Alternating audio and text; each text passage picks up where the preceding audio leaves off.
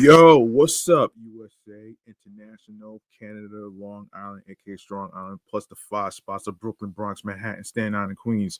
This is your man and homie, G Money Stacks, aka the Gregonator, YouTuber, host with the most, Mr. the Lonely Nomad, unstoppable independent podcaster, and of course, Queens, New York native, who is also a New York Mets fan from the neck of the woods of Laurelton, Queens, New York.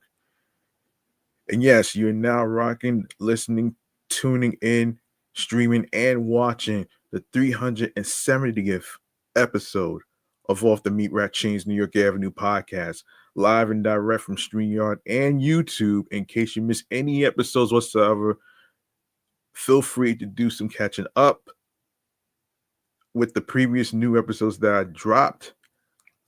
Leave a like and a comment along with the episodes and topics being discussed on this YouTube channel, G Money Stacks 555. All right. You can share the videos. Be sure to spread the word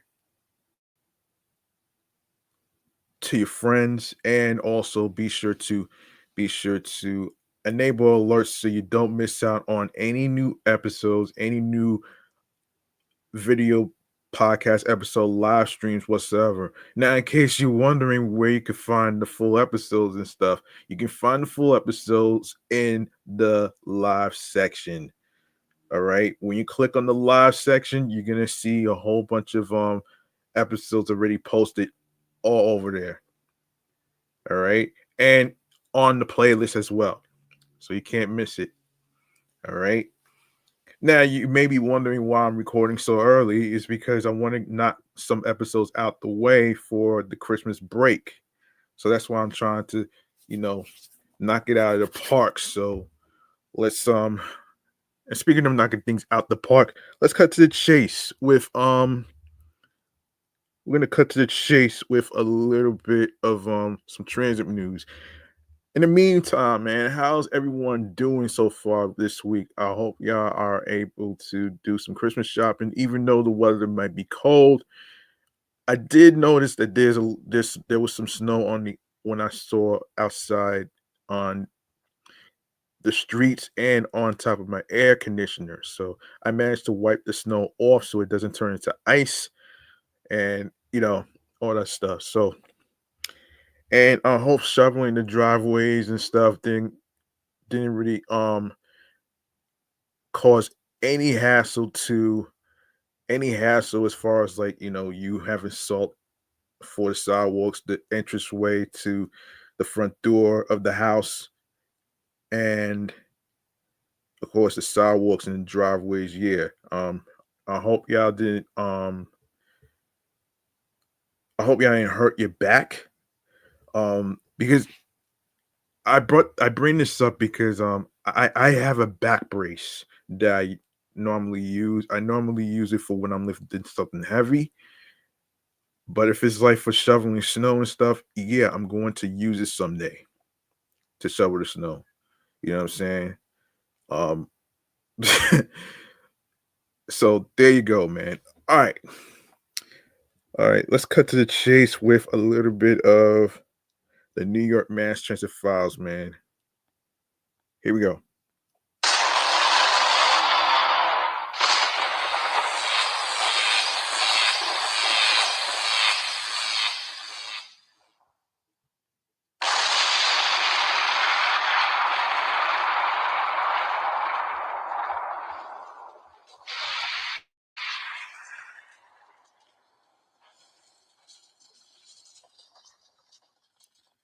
All right, on to some transit stuff. Here's what's happening according to the folks from AMNY. So the MTA approved on Wednesday its $68.4 billion capital plan for 2025 to 2029, even though how much of that plan will be paid for remains up in the air with Governor Kathy Hochul's ongoing pause of congestion pricing. All 10 members of the MTA board approved the proposal on September 25th, which includes purchasing new rail cars across the subway and commuter rail systems, building at least 60 subway stations and 6 commuter rail stations, investing in signal modernization and fare gates, making critical structure repairs, and boosting station environments. The plan now heads to the State Capital Program Review Board on which took place on October the 1st, required by New York's public authorities law. But that is only half the battle for the MTA. The other half comes in the form of funding. Hochul halted congestion pricing, which aims to reap $1 billion in funding every year for the MTA through tolls from drivers entering Manhattan just weeks before it was scheduled to start on June 30th. But um Hochul's decision immediately threw the MTA's capital plans into uncertainty and blew open a $15 billion hole that needed to be filled, despite the governor's promises that alternative funding would be found. No such plans have yet been proposed from Albany. MTA Chief Financial Officer Kevin Willens said last week that the authority would propose issuing $10 billion in MTA issued bonds to help fund the 2025 to 2029 capital plan. He also said the MTA expects to receive around $21 billion from federal funding and state and city bonds, but noted that the agency has not yet put forward specific numbers because funding sources have not been approved. Even so, Willens added the MTA is not proposing a complete funding package in the plan. Rather, the agency was focusing on the projects and requirements it needs to address over the next 5 years. Let me say something. I want to say something actually. Now, um, a fellow YouTuber who I've been following. Shouts to Andy from Andy's Randomness. You can follow him on his YouTube channel. Um, and he does cover transit. He does cover transit news as far as like the craziness behind the MTA. I will say I would agree with a couple of things, but as far as um, okay, look, it is possible that this particular congestion pricing and all that stuff is going to push New Yorkers out of New York. That part I can agree with. But the thing is, not every New Yorker wants to be out of New York. Some of us was born and raised in New York. You know what I'm saying? No matter how high or low it is, you can't take the New York out of individuals, including myself. And the thing about that is like you like where are you gonna find opportunities for like not just for you to have yourself a job and all that other stuff. It's Hollywood is already getting expensive. Hollywood's getting expensive anyway. You know what I'm saying? And and I don't know if I can imagine myself moving out of New York again because last time I was out of New York, I was in Florida and their transportation sucked. Okay, their transportation fucking sucked because it comes every 30 minutes and it's a shitty bus service, you know what I'm saying? Um and yeah, but for him to make a prediction um to 2030, look man, it's way too far early to be thinking about all of this actually. But the thing is, like I said before, man, you can't take the New York out of a person. You see, New York is an identity to people and who they are, and it's the home of people, not just home for tourists, but it's also tourists, and tourism is part of the economy. You know what I mean? And I and to actually to actually I can't see myself moving out of New York again, man, because look, no matter how high the fares are, no matter how high congestion pricing is or whatever, many of us may disagree. I disagree with it fully, but at the same time, like this, like as the saying goes, the show must go on. Life is not going to stop because you you you don't like certain things. I mean, you're not gonna get everything that you want, man. You know what I'm saying? You're not gonna get everything that you want. I mean, sure, you're gonna have you're gonna have agreements to disagreements. That's just how shit goes. You know what I'm saying? So that's just my take on the whole congestion pricing thing. I don't agree with this, even though even though they have to build elevators for 472 subway stations for the disabled people, which is understandable. But 472 stations just to fucking get elevators and stuff, it's gonna take years. Years. It's gonna take years, man.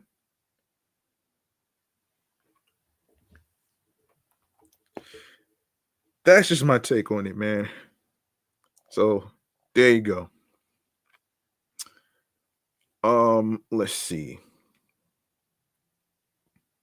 So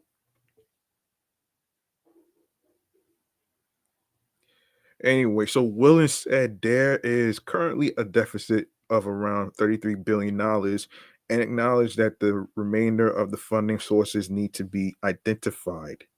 The MTA quoted a JP Morgan analysis that stated that annual capital expenditures ranging between $16 billion and $23 billion were required if the MTA was to match comparable peers. A separate independent review from the Office of the New York State Comptroller estimated that the total capital needed for the 2025 to 2029 plan ranged between $57.8 billion to 92.2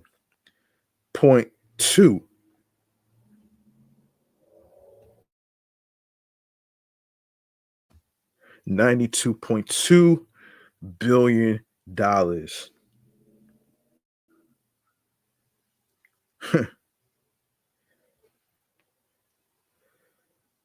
Okay. That sounds like a lot of money.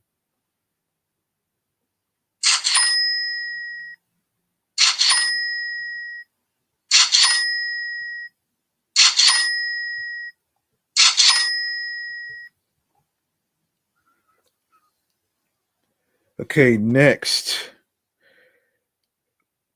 we have Omni. NYC commuters can purchase Omni cards at dozens of subway stations throughout the city. As the MTA move to phase out MetroCards and introduce the new payment system continues, commuters can now buy Omni cards from 201 machines activated in 87 train stations in every borough except Staten Island. This is a significant increase from the MTA's pilot program that launched nearly a year ago, when only 10 machines sold the tappable cards in 6 stations. The added machines are located in smaller stations and more bustling transportation hubs, including 34th Street, Penn Station, Grand Central, Times Square, Atlantic Avenue, Barclays Center, 74th Street, Broadway, next to Roosevelt Avenue, Jackson Heights, and many others. A complete list of stations can be found at the website omni.info. A customer can use cash, credit, and debit cards and digital wallets to purchase an Omni card. Similar to MetroCards, an Omni card costs $1, and the cards last up to 5 years, which is 3 years longer than nearly issued MetroCards. Transit riders can also reload or check balances on their cards at the machines. Refilling Omni can also be done online after registering a card. What New Yorkers are saying about Omni, you ask? The MTA originally planned to outfit all 472 subway stations with Omni through 2024, but a complete rollout is now scheduled by the middle of next year, an agency spokesperson said. Meanwhile, some New Yorkers are taking a liking to the new system. NYC commuter um, Elena Quinones.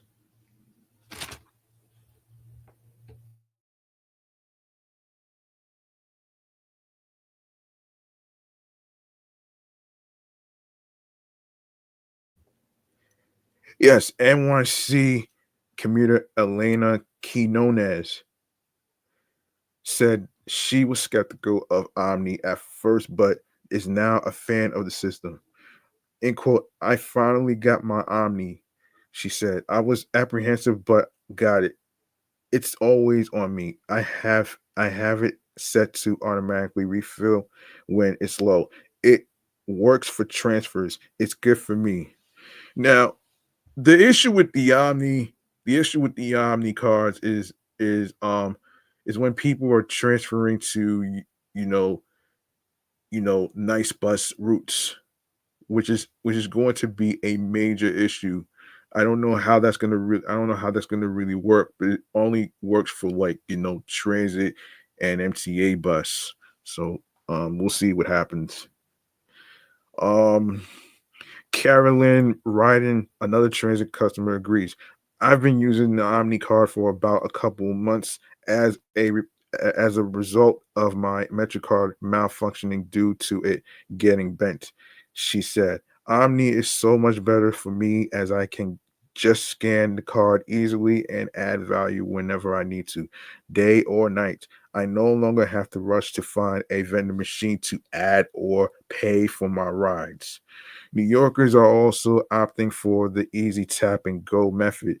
This is another convenient option commuters use by tapping their debit card or credit card or digital wallet on readers installed on all turnstiles and buses since 2020. Metro cars are still around. For anyone who loves nostalgia, the good news is that the MTA has yet to completely ditch MetroCards. MetroCard machines are still active, though customers have reported issues with machines not accepting cash or credit at the same time. Currently, Omni is unavailable on Staten Island, but commuters are finding ways to make do on their public transportation travels into the rest of the city. I have been using paper ride MetroCards. Um, Don Peo Lilo, Islander, a Staten Island commuter said,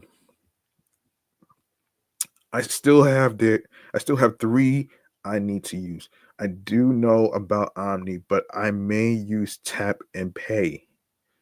Tap and okay. NYC train stations with active Omni vending machines include the Port Authority bus terminal, Penn Station, Grand Central Station, 34th Street, Herald Square, Lexington Avenue to 53rd Street in Manhattan, Kew Gardens, Union Turnpike, Rockaway Avenue, 74th Street, Broadway, um, Roosevelt Avenue, Jackson Heights in Queens, Bay Ridge, 95th Street, J Street, Metro Tech, Court Street in Brooklyn, and Fordham Road in the Bronx.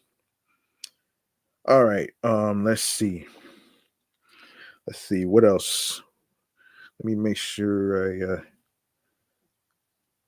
okay. So I don't have anything serious to talk about, but let's talk. All right, we're gonna talk Dr. Dre and Snoop Dogg's recent recent project in a segment that I like to call right here is chatting all the jazz. And this is a segment about the particular topics that's like trending and for those that's not being discussed. All right, so so there it is.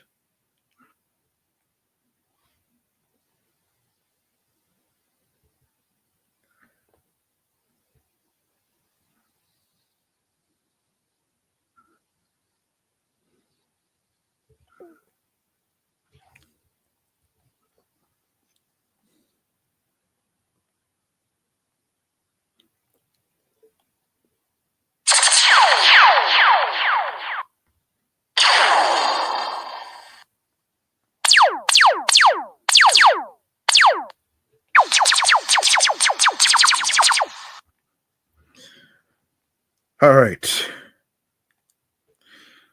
so Dr. Dre and Snoop Dogg have a music project together. So according to Hip Hop DX, Missionary is set to penetrate next week's Billboard 200 charts, just not as deep as they or anyone else were probably expecting. According to Hits Daily Double, the long awaited album from the legendary duo is projected to earn just 36,000 equivalent units in its first week. With that figure, the project will likely debut at number 20 on the Billboard 200 behind previously released rap albums such as Tyler the Creator's um, Chromacopia and Kendrick Lamar's GNX. If the forecast is accurate, Missionary would be one of Snoop's least commercially successful albums and by far Dre's worst performing release. Damn.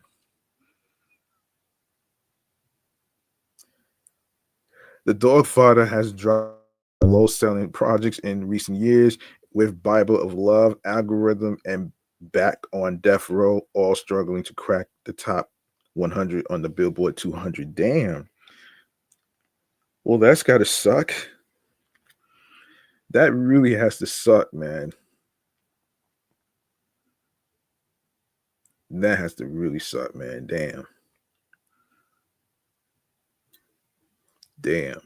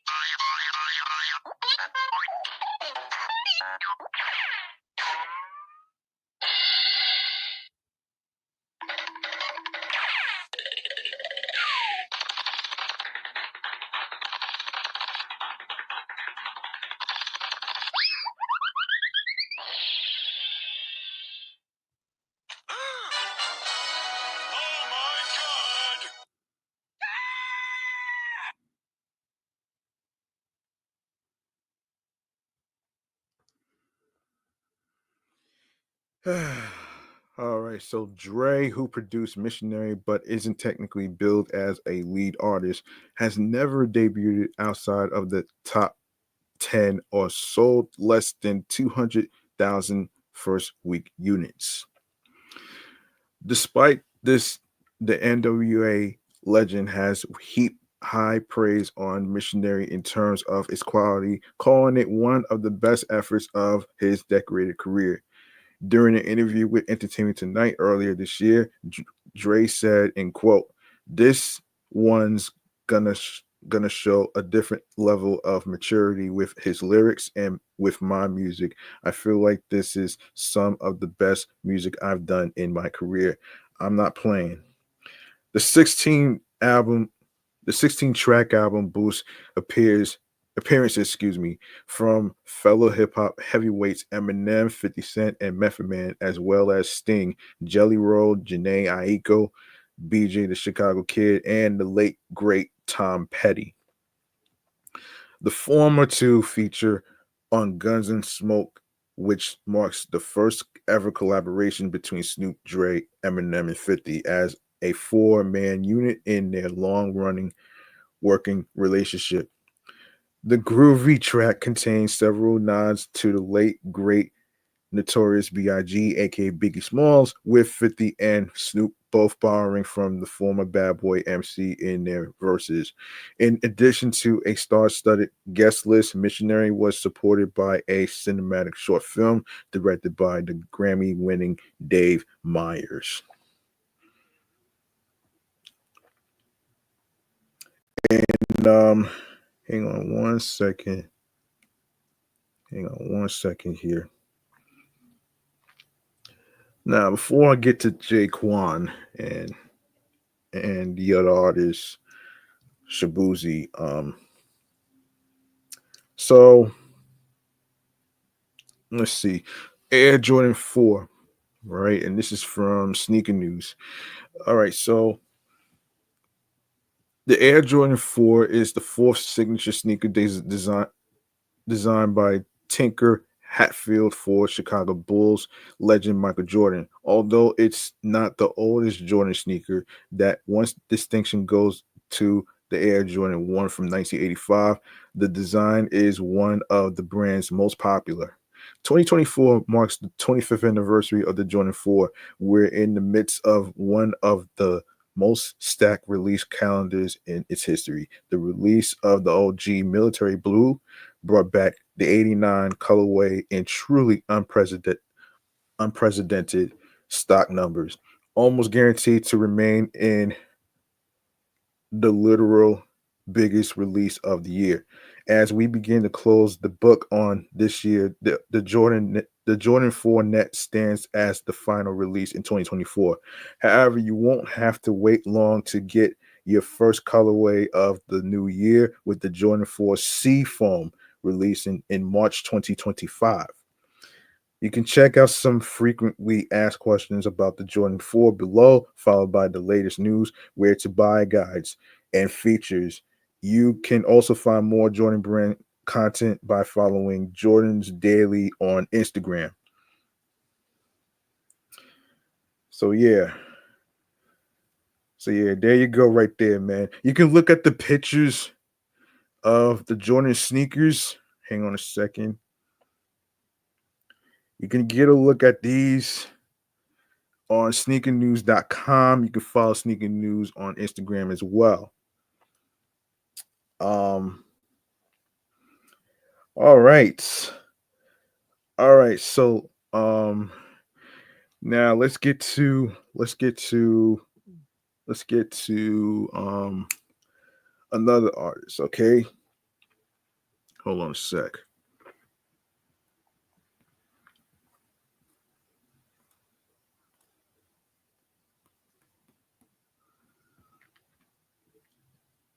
All right. So, and this is from Hip Hop DX, of course. Jaquan's two Grammy nominations, both attached to Shabuzi's smash hit, a bar song, "Tipsy." Who you may know Jaquan. He made the song "Tipsy" before he did "Hood Hop" from his previous album, have been taken away, and the St. Louis rapper will now just receive a certificate if the song triumphs. Caught by Billboard over the weekend, the change was actually made last Thursday, December 12th. Shabuzi's track is nominated for both Song of the Year and Best Country Song. Jaquan's hit "Tipsy" is interpolated in Shabuzi's record selling record setting, excuse me, record setting song. When noms were first announced, the three writers of Jaquan's hit "Tipsy," including Jaquan himself, were listed as nominees alongside Shabuzi and bar song producers and co-writers Nevin Sastry and Sean Cook. However, last week the Grammys removed the Tipsy writers from the list of nominees. This is because the Grammys have a rule that the publisher and songwriters of sampled or interpolated material are only eligible for certificates, not awards. Damn, son, really? And you wonder why? And you wonder why some award shows is really sucking ass right now. That's crazy, man. That's crazy. You know what I'm saying? That's really crazy in a sense. Oh, cha.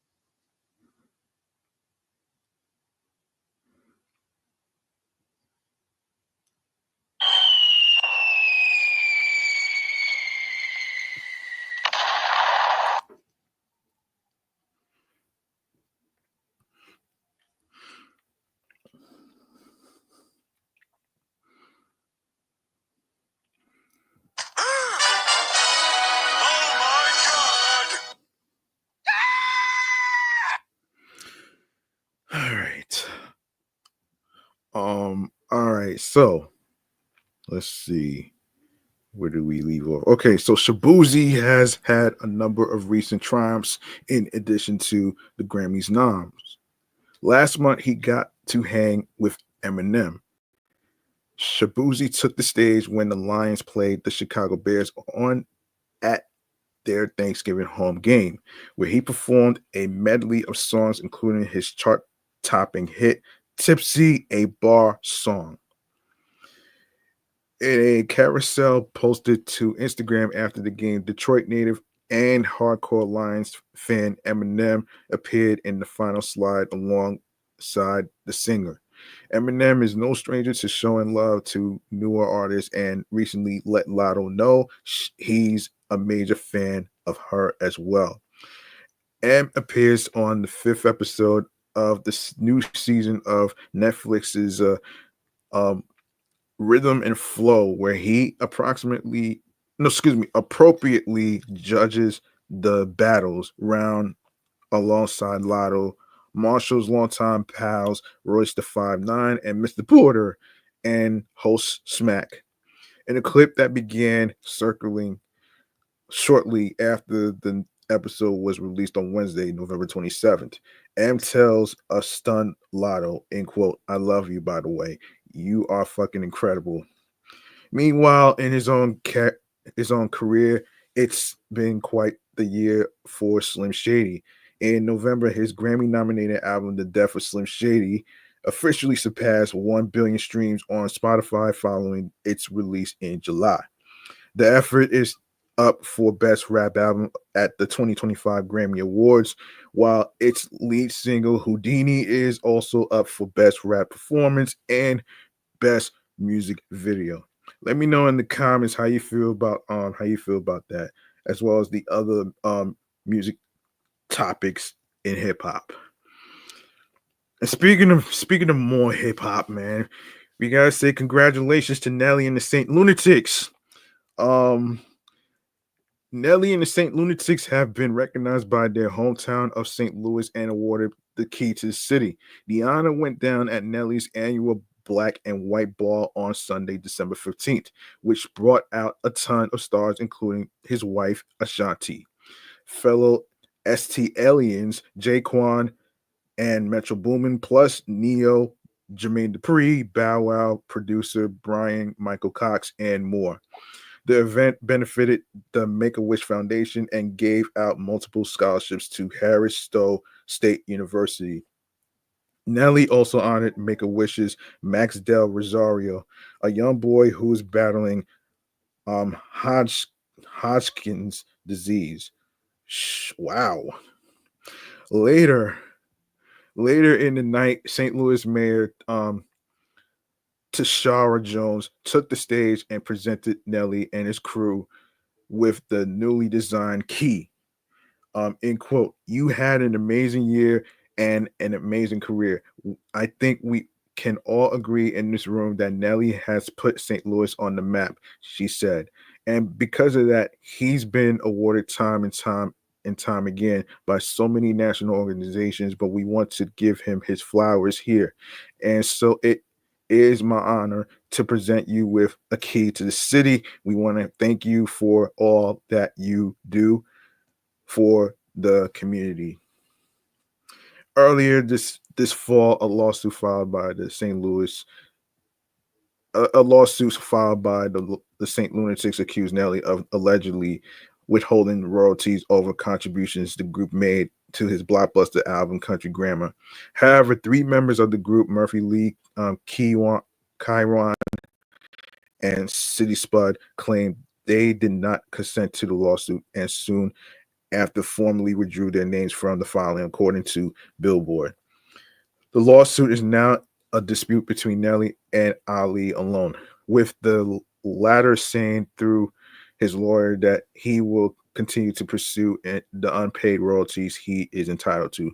Ali was not in attendance at the Black and White Ball, but the aforementioned other members were. In the original complaint, St. Lunatics alleged that Nelly had manipulated the group into believing that they had been paid for their work on his diamond certified debut album, but that was not the case.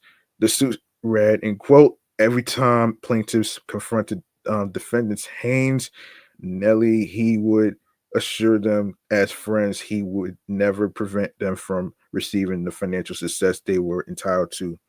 Unfortunately, plaintiffs reasonably believing that their friend and former band member would never steal credit for writing the original compositions and did not initially pursue any legal remedies. Shortly afterwards, St. Lunatics, with the exception of Ali, joined Nelly on stage at the 2024 American Music Awards before the trio subsequently demanded they be removed from the lawsuit. All right. All right, so it um looks like that's been situated. So anyway, let's make some noise for Nelly and the St. Lunatics receiving the key to the city, representing St. Louis and the amazing careers that they have in music.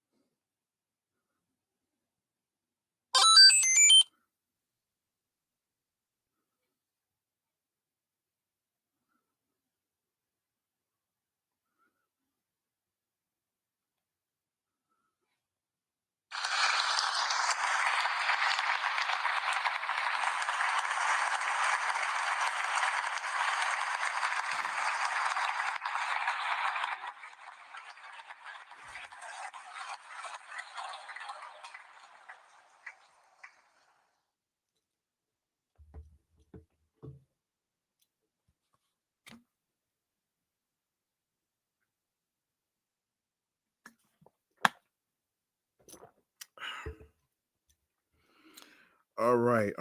Let's see. Let's see.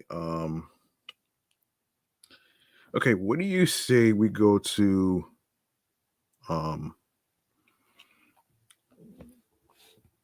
what do you say we go to a little thing that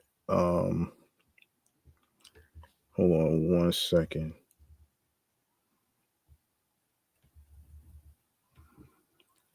All right.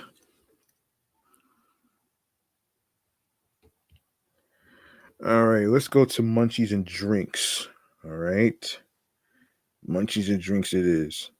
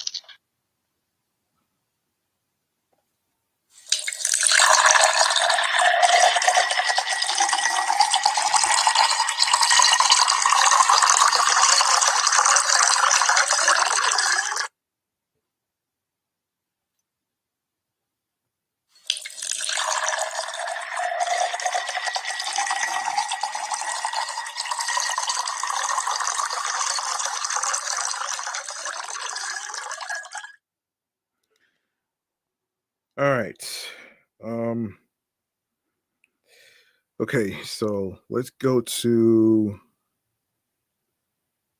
All right, we're gonna go. We're gonna start off with the East Village. All right, let's go to the East Village.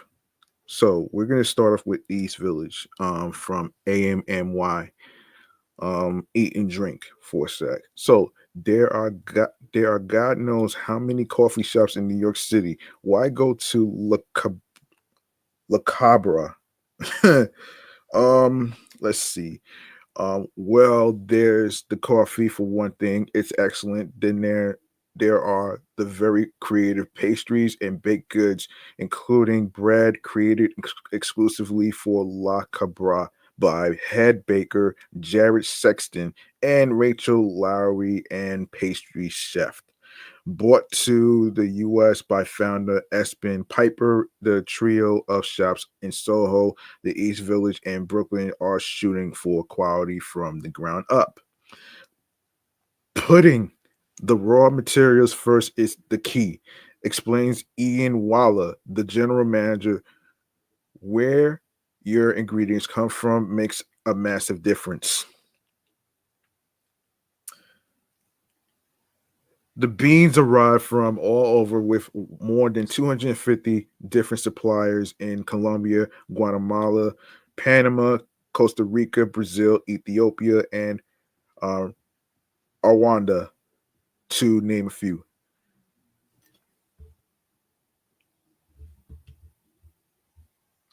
Um, there are always five different brews available on any given day. Walla notes, and there are five different packaged coffee beans available as well. Careful attention is also paid to filtering the water used. If you have an hour or two to spare, you can have Walla explain the ins and outs of that process to you. They previously imported the roasted beans from their roastery overseas, but the new location in Brooklyn now handles that process. Um, the baking takes place entirely in the East Village location, and with Lowry and Sexton frequently coming up with new ideas.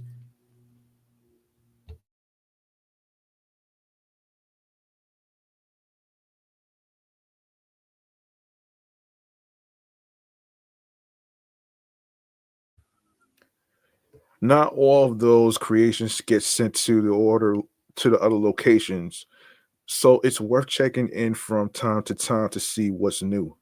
The pair creates about 12 new treats yearly with one goal in mind. End quote.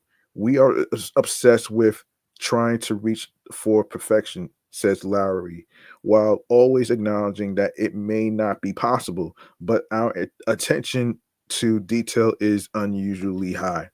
Sexton adds, we want to produce something that we are 100% happy with and keep the quality consistent. Some of these items include their sweet bun with pear and ginger cookies and a cho made with oat crumble and cream cheese mousse. We can personally recommend that one. Um, is it cho or choax, however you pronounce that word? Not sure, but anyway, their attitude towards one you ubi ubiquitous ingredient is very welcome. As Sexton mentions, we don't want sugar to be the highlight of the pastry. The biggest seller is the card is the cardamom bun, which is a staple at all the locations. They note that they are very lucky to have a clientele that trusts them and has no trouble trying the latest experiment. Every detail is carefully considered down to the plates and glassware, which are a collaboration with Heaven Glass in the city. Piper also creates playlists which compromise some very ambitious ambient music.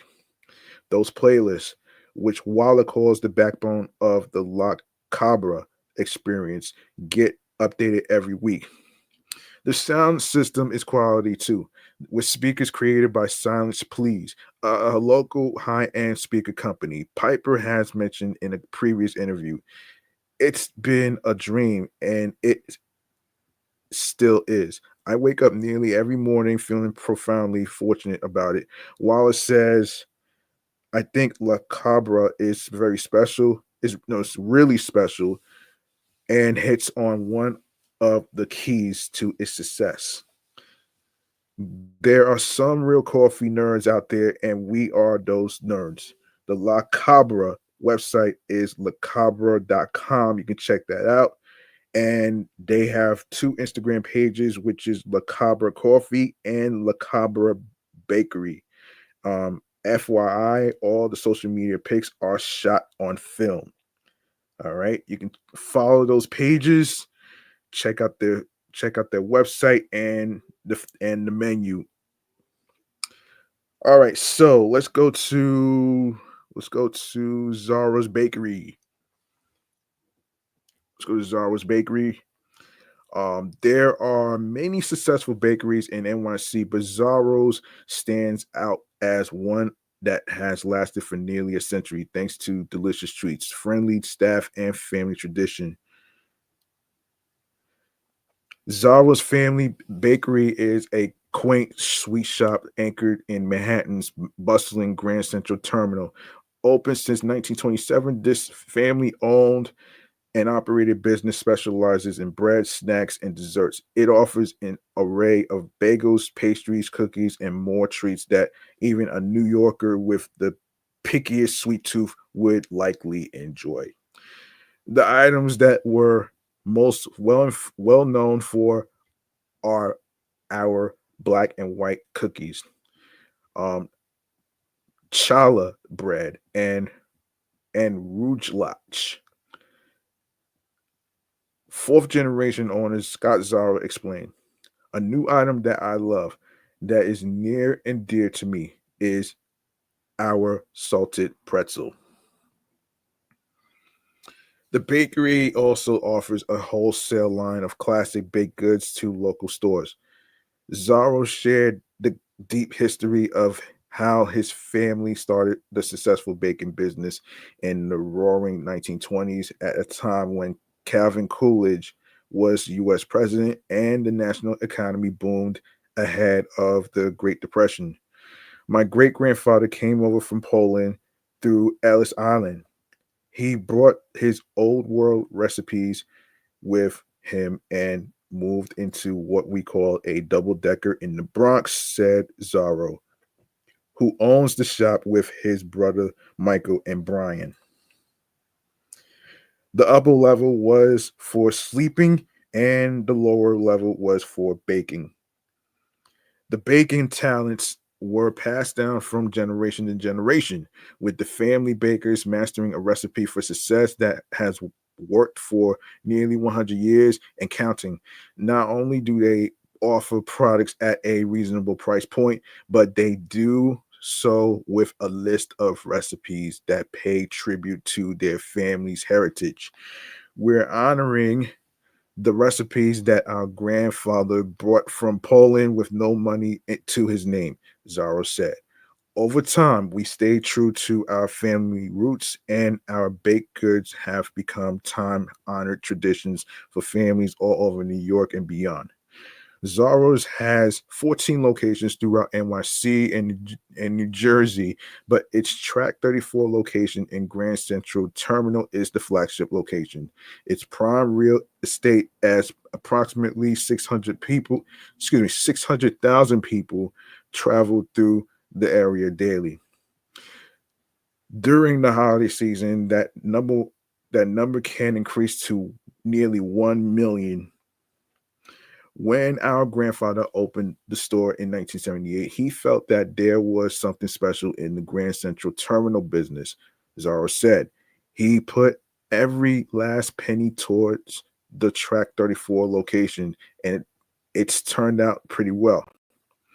Um, Zara bakeries are located in other transportation hubs around the Big Apple, including LaGuardia Airport.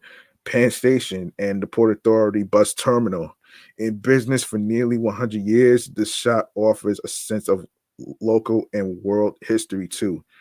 We've existed through massive world events, world wars, depressions, good times, and bad times, and we've managed to continue through all of those and add something special for people no matter what's happening in the world, Zara said. For more information, including locations, you can visit the website at www.zaro.com. All right. Um, all right, let's go to Roberta's Pizza. All right. A Midtown pizzeria is holding its first ever holiday pop-up in the Penn District.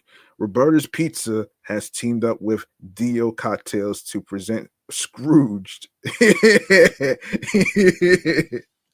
Oh shit. A holiday pop-up experience that transforms Roberta's into a winter wonderland, blending classic Christmas vibes with delicious cocktails.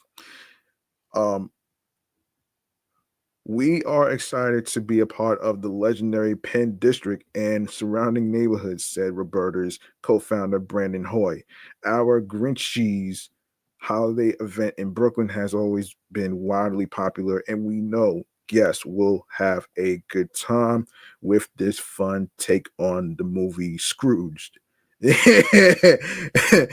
a proud NYC based company, we are thrilled to be celebrating the holidays with one of New York's most beloved brands, Roberta's. The Scrooged experience is the perfect blend of naughty and nice, combining holiday cheer with a double dose of spirit and a splash of sin, said Dio co-founder Nick Bradley. Customers who attend Scrooged will enjoy a heated tent with seasonal from Roberta's as the exclusive cocktail partner for the pop-up.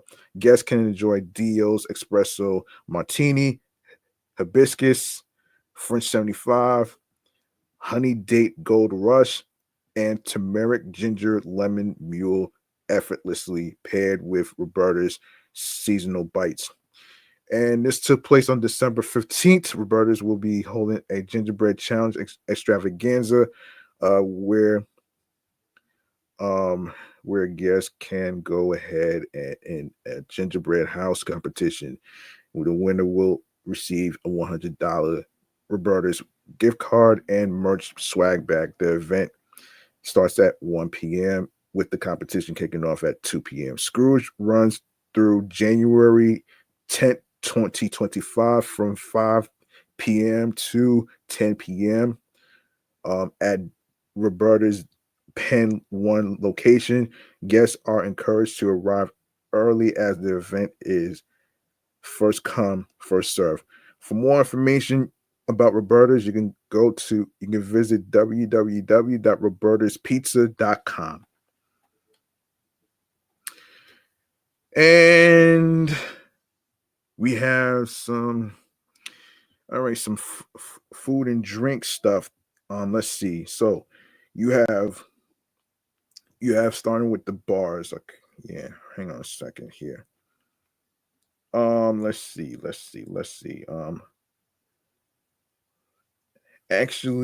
Actually, so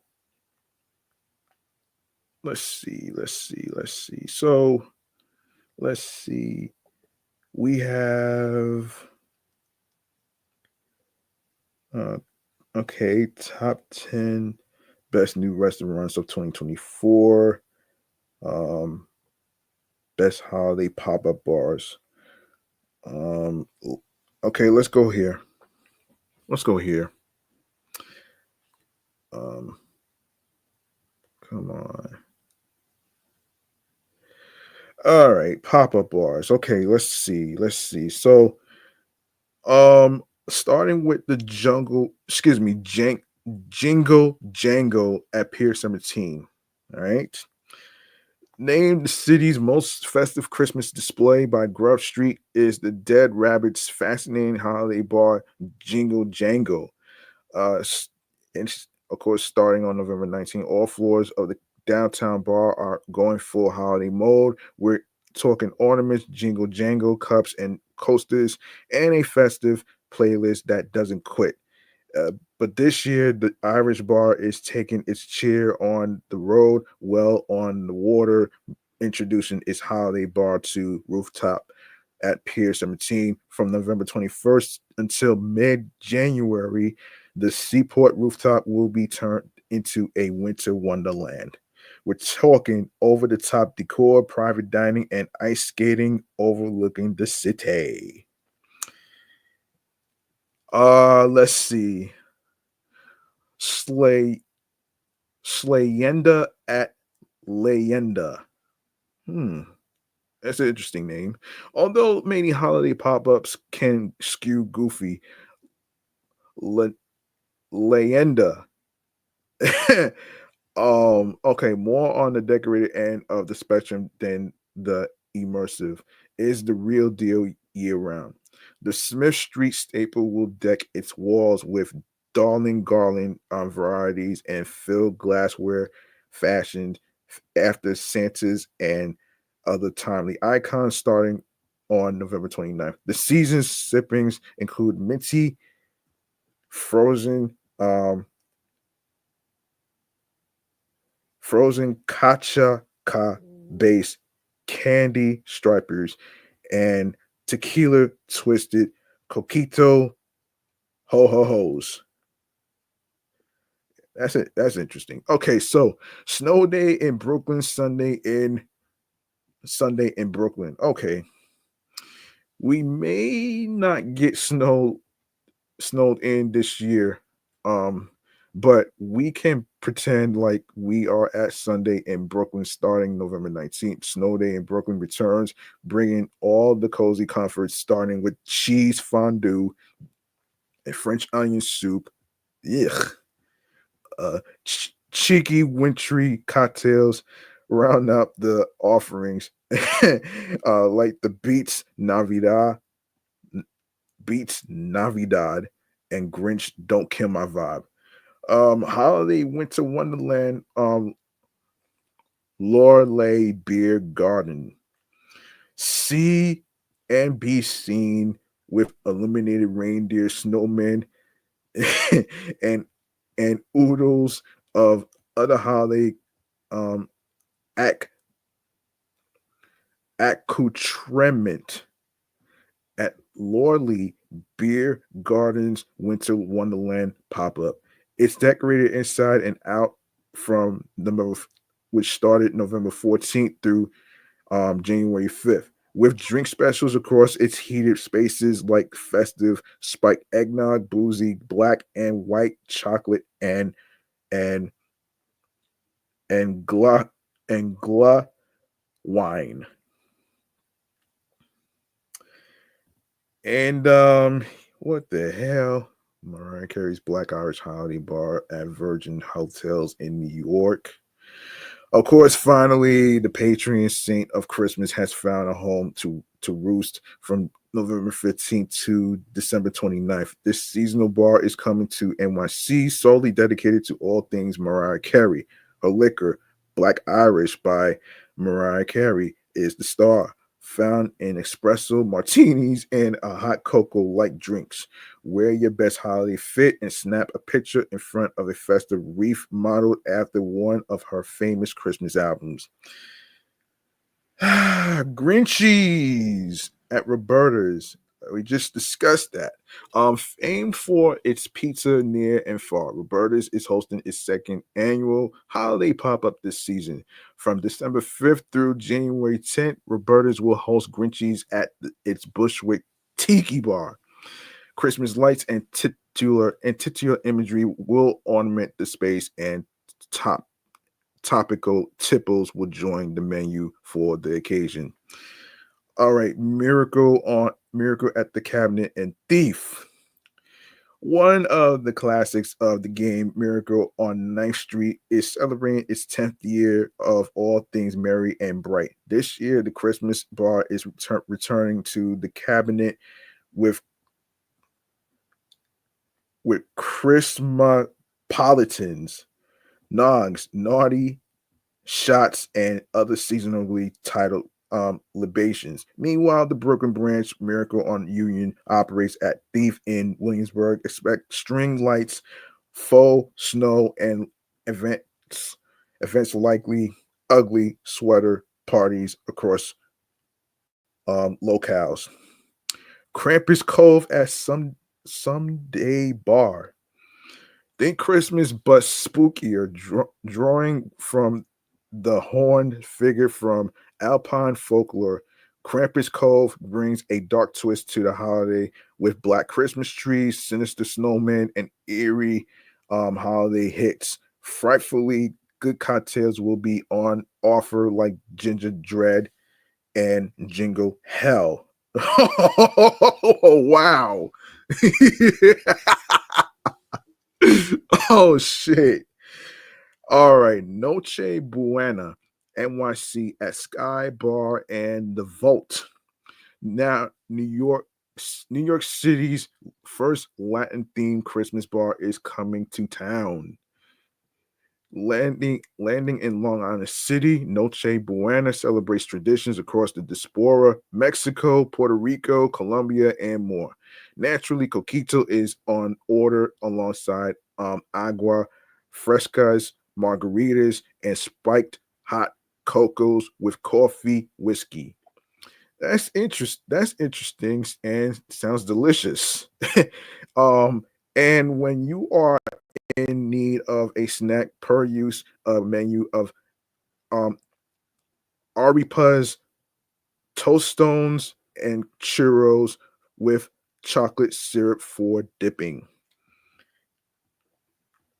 And Nomios at Romeo's. Oh wow. Nomios at Romeo's has a nice ring to it, doesn't it? The East Village Bar is transforming into a winter wonderland with garland, Christmas trees, and fake snow without all that winter chill attached to it. Wintry sips to get you in the festive mood include the St. Nick's Pumpkin Spice Old Fashioned and Oscar's Mexican Hot Chocolate with malt. All right. For more of these locations, and you want to try them out and how you could check them out and stuff, you can go to www.timeout.com/food and drink. That's www.timeout.com. That's for people that's in 5 boroughs of New York, Long Island, and if you're in the tri-state area of New Jersey and Connecticut, this one's for you. All right. All right. So, okay, whatever. Oh, video game news. Okay. Yes, so some video game news we gotta get to actually before we get up out of here. Video game news. Damn. Okay. All right. So, all right, let's go to the video game entertainment newsroom for some updates on some new games that's happening. All right.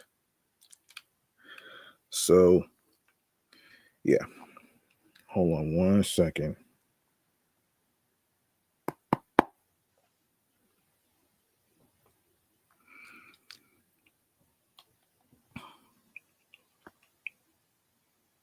Hold on one second. What is going on with this tablet?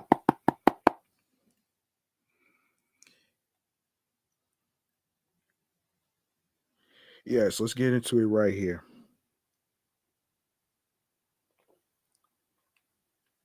Video game entertainment news room.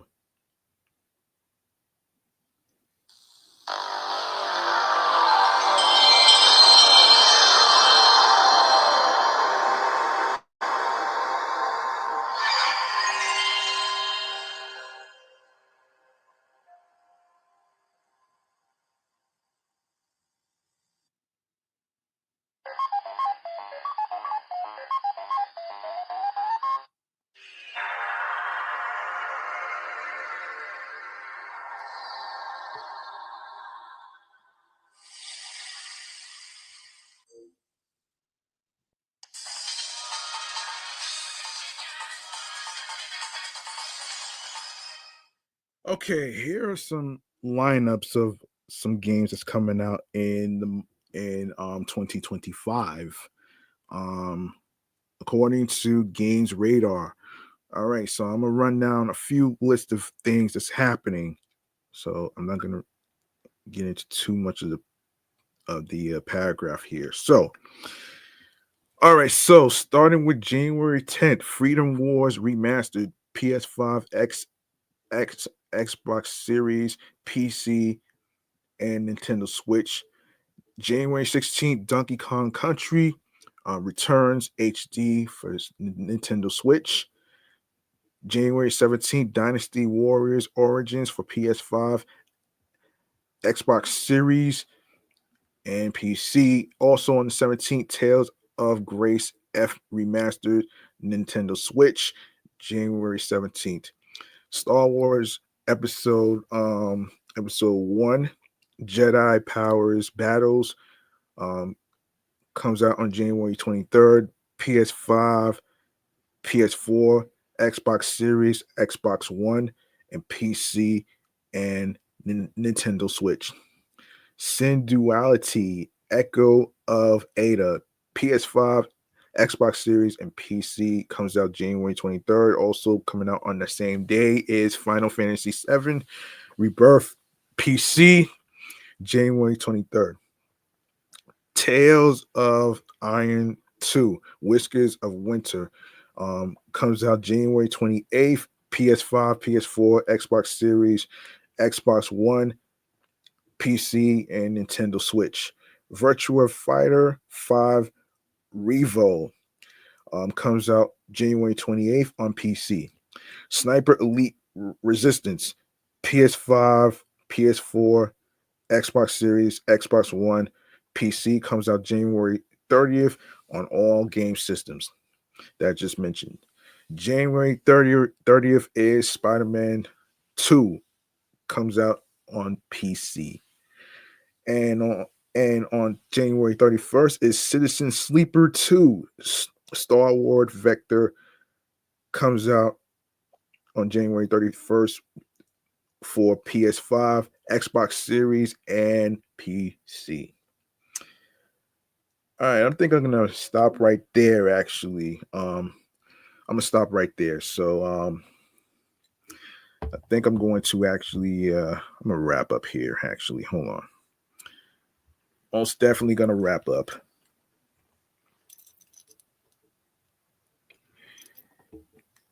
Yeah, most definitely, I'm going to wrap up here. Um, all right, I'm gonna wrap up right here in in a sec. Actually, so whatever topics I don't get to, I will gladly um save that for another time. So let's see. Where is it?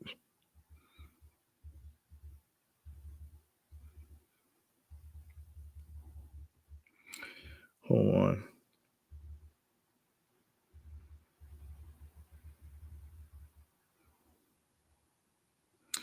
Yeah. Okay. Where is it? Okay, here it is. Here it is. Street choices on the go, man. I was dead looking for it. Didn't even know it was right there in front of me. So let's get to it right here, right now. Stream choices on the go. Let's go. All right. Make sure you follow Off the Meat Rat Chainz New York Avenue podcast on Facebook alongside with Threads and Instagram, which is which is um which is Off the Meat Rat Chainz NY podcast and and Excellent Fun Vibrant Talks podcast, along with Meticulous Vibe Juice podcast. I will be dropping episode 128 tonight. I just recorded it last night. Um, and you can follow your homie, your host with the most, G Money Stacks 555 in Queens, New York. All right. If if you if you If you missed out on any episodes whatsoever, all you need to do is go to the link in bio where it says linktree/GMoneyStacks 555 for more um, audio streaming platforms. And of course, if you want to watch the video version instead of the audio, of course you can do that. Um, all right. And if you go into that link, you're gonna see a whole list of streaming platforms, including Odyssey, Audible, Audioburst, Amazon Music, Breaker, Bullhorn FM, Castbox FM, Deezer, Listen Notes, Moon FM Podcast, Overhaul FM Podcast, Player FM, Pocket Cast, Podbay, Podfriend, Podhound, Podopolo, Podorama, Podcast Index, Podcast Addict, Podchaser, Podverse, Podcast Guru, Podvine, Snip, Spotify for creators, Stitcher, TuneIn Radio, Fountain, Radio Public, iHeartRadio, the number one app where you can listen to music, radio stations, and podcast shows episodes for free. You don't need a credit card or debit card to download iHeartRadio. All you need to do is follow on iHeartRadio along with every streaming platform that I just mentioned.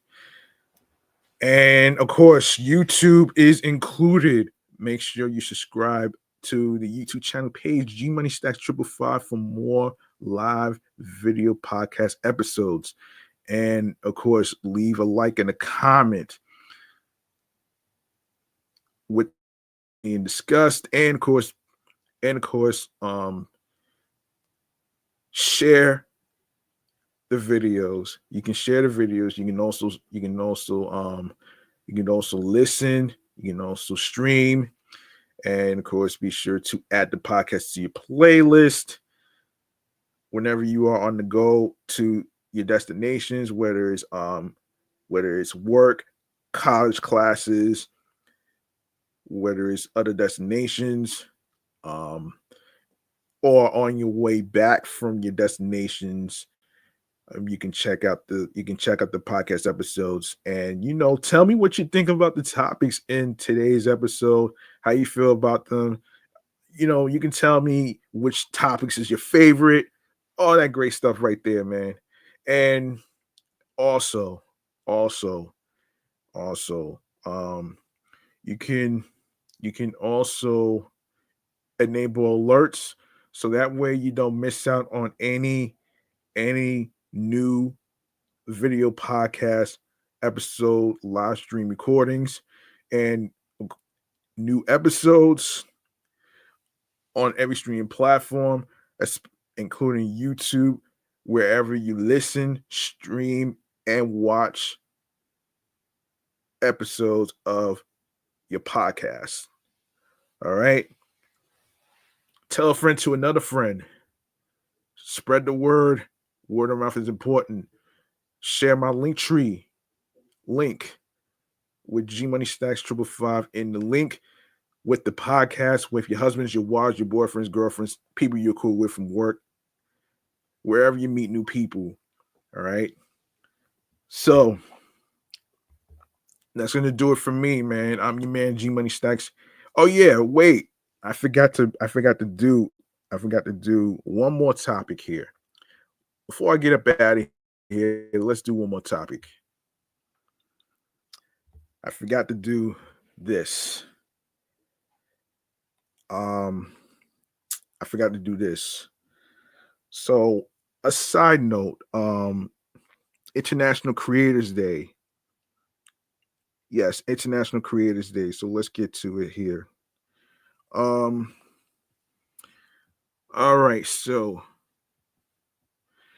All right, International Creator Day takes place on April 23rd and is a global initiative that celebrates the significant contribution that social media content creators have made to the lives of people around the world. With over half the world's population using social media and content being uploaded every second for a waiting audience, 500 hours of content are uploaded to YouTube every minute alone. Today is an important day to recognize the people who make all of that possible, the creators.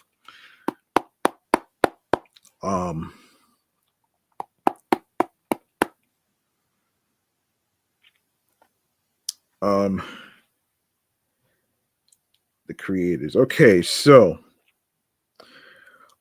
history of International Creator Day was celebrated established to show appreciation and spread awareness about the power and influence that content creators have around the world in our very connected global community. Content creators are fast becoming the digital oasis for individuals to gather around to learn, grow, and feel connected to a community or message that they cannot access in their demographic, um, in their geographic location. Content creation take con- content creation today takes many forms, and with the growth in monetized digital content creation has evolved over the last few centuries. However, the end goal to generate interest in a product with the intention to sell remains there. Content creators play an important role in establishing online digital communities. Content needs to be appropriate, relevant, and have specific outcomes to qualify an audience and maximize potential revenue.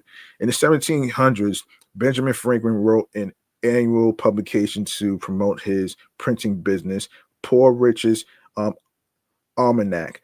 This is considered to be the first instant of real content creation that can be linked to content creation to content that individuals and companies are publishing or posting today. The rise of social media platforms and ensuring global buy-in to multiple digital platforms began to take hold internationally in the mid 2000s. From there, interest in applications have skyrocketed with billions of users um, making use of these apps as most platforms began to merge while remaining to autonomize from one another.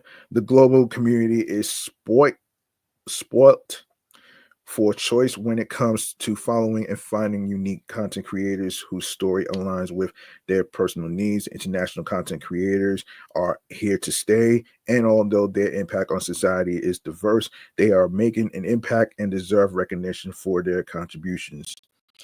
Okay. All right. The timeline goes like this for International Creator Day is 1983, the internet is born. On January 1st, the internet was born. 1997, social media is born. 6degrees.com is established and is the first true social media platform. 2003, MySpace is launched. Tom Anderson launches the first social media platform with a global audience and paves the way for global social media buy-in. 2007, content creators cash in. YouTube was founded in 2005, begins to pay content creators a dividend of their advertising revenue. 2022, everyone's using Facebook. Facebook sets a record high with just over 3 billion users registered on the platform. All right. All right, some activities of International Creator Day. Share your story. Subscribe. Give new creators a chance. Content creation isn't just about creating a revenue stream or going viral. It's also about becoming a part of a global community. So you share your story. Subscribe. One way to celebrate is to follow or subscribe to content that is relevant and appealing to you. Show your support to those you feel speak to you. Give new creators a chance. It's a competitive space, and a lot of worthwhile content gets lost in all the noise of social media. Give a newbie a thumbs up and promote their content. 5 interesting facts about content creation. It's about content. Currently, if you are a content creator using YouTube, for every 1 million views your video receives, you can potentially generate between $2,000 to $3,000 of revenue. Ryan Kaji is an 11-year-old, is reportedly the highest paid YouTube star from 2019 to 2020. Number 3, most followers in 2022. Instagram has the highest number of followers on its own account with just over 493 million followers, followed by Christian. Hold on, Cristiano Ronaldo, who has 426 million. Four, over half the global population, 58.7% of the world's population makes use of social media using one or more platforms daily. Instagram has no limit. There is no limit to the amount of content a user can upload on Instagram daily. And the platform reports around 95 million uploads every 24 hours. Why we love International Creator Day, you ask? It celebrates an important evolution in human society. Content creators, although rather recent, are playing an essential part in the development of the fourth industrial revolution. The expansion of possibilities within digital spaces is an essential factor in the advancement of human society. It's easy to get involved. It's great to celebrate and appreciate what people are doing globally. What makes this day so much more enjoyable is just how simple it is to get involved. Um, Content creators are doing positive things while there are more and more content creators entering the industry, and it may seem like the internet is flooded with things you are not interested in. There is something out there for everyone, no matter where you are in your life. Someone is putting out information that will speak to you. All right, 2025, Wednesday, April 23rd. 2026, Thursday, April 23rd. Friday 2027, April 23rd, 2028, Sunday, April 23rd, and 2029, Monday, April 23rd. All right, man. All right. I think I am going to actually get up out of here. Like I said, man, be sure to subscribe to the YouTube channel. And also, if you missed out on any episodes whatsoever, please go ahead and and go to the link of Linktree/G Money Stacks 555 for for audio streaming platforms and on our great stuff. And if you missed out on any episodes, don't worry, it's all there. All right. Now remember, the grind doesn't stop. Hard work pays off. If you want something, you have to work hard and earn it. It's not going to be given to you on a fucking silver platter. And of course, it's important as a content creator, podcaster, host, to be on your P's and Q's creatively, mentally, emotionally, physically, and spiritually. That gets you into your zone alongside with tunnel vision. There's no manual when it comes to following your goals and dreams, and and and of course following your journey. All right. Now, also, you need you need to ask yourself this question: Are you creating a podcast just for the moment and money, or are you doing this? Or are you doing this as a consistency basis and having fun? You know what I'm saying? So I only ask this because you don't necessarily have to feel like it's mandatory to be getting SEOs and ads and stuff. But if you plan on getting ads, you have to figure out which ads relates to you that catches your eye. All right. That's the most important thing right here, man. All right, G Money Stacks, aka the Greginator, is about to sign off right here, and I'm about to prep for the next episode in a few minutes. If you like what you heard in today's episode, your favorite topics, whatever it may be, you can go to the comments on the YouTube channel page and everything else in between. If you have any questions, you can go jot it down in the YouTube channel page. And of course, you can also put your questions in the Instagram podcast page. You can DM me. You can DM me on Instagram and all that other stuff. Any questions, any topics that you want me to cover. And Keep this in mind, man. I'm not doing politics, okay? This is a comedy podcast. Even though I touch on serious topics and stuff, but sometimes it's always good to keep the balance. You know what I'm saying? So, so pretty much I'm out of here, man. Peace and one love. And I hope y'all enjoy your Christmas, your Kwanzaa's, and your New Year's, man. All right. I'm out of here. I'll see you next time. Peace.